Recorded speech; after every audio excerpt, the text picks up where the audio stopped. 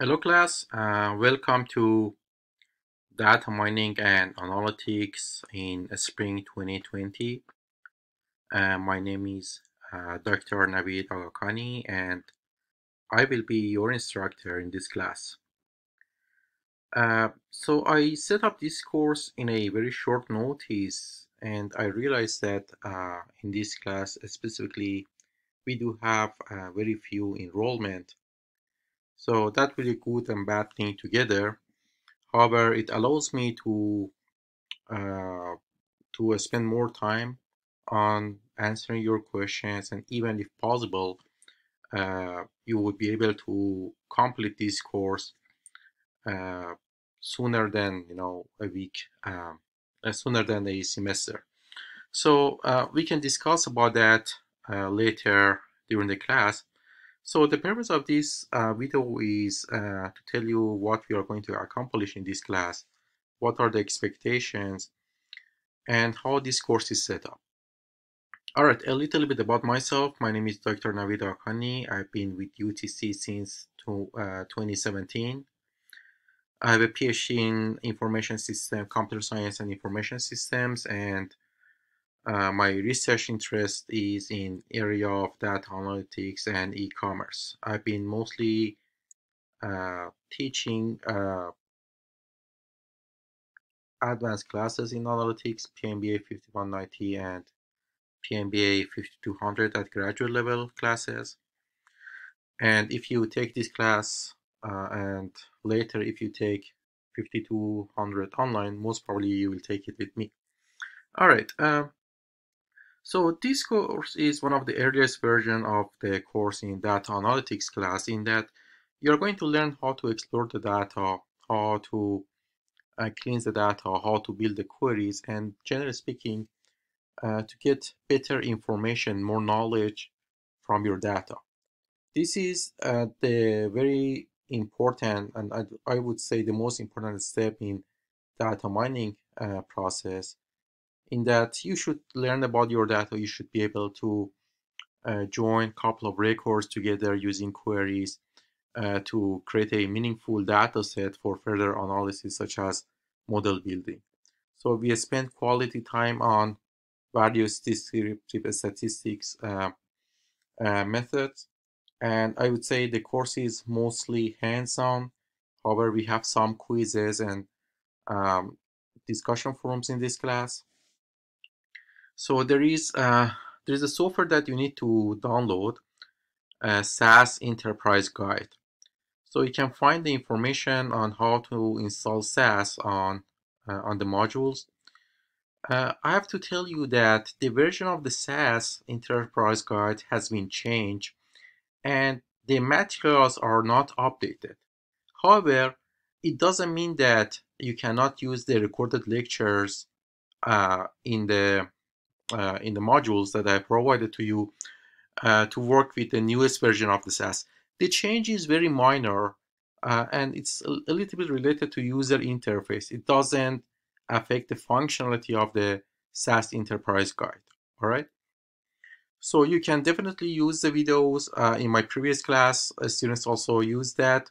And when I got all the information, all the new materials, I can re-record these, videos. But it will take quite time to re-record all of these videos because I have to go through the quality matters procedure again.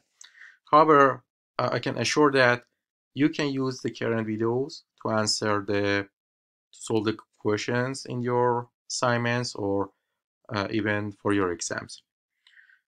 All right, so you need to download SAS Enterprise Guide.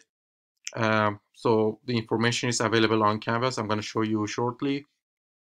Another important note here is I'm not really a technician, SAS technician. So if you encounter any problem related to installing SAS, uh, I most probably cannot answer your question. So the best way is to contact SAS customer service and discuss your problem with them. But as far as I'm concerned, and based on my experience with other students, those students who who use PC, and they shouldn't have any problem. Sometimes the students cannot install SAS because they have problem with their own hardware settings. So, but I believe that almost 90% of the students managed to install SAS in the first week, and there were a few students who still had issues, in installing SAS, but I couldn't verify their issue. All right. So, okay, so there's a textbook, required textbook for this class. So you're going to read the assigned chapters from the textbook and take the quizzes. And this is the description of the activities and the assessments in this class. So you have 5 discussion forum, each for 20 points, 3 exams for 300 points, 5 hands-on assignments. Please note that the exams and assignments are both hands-on. Quizzes, 5 quizzes for 100 points, and for the total of 600 points.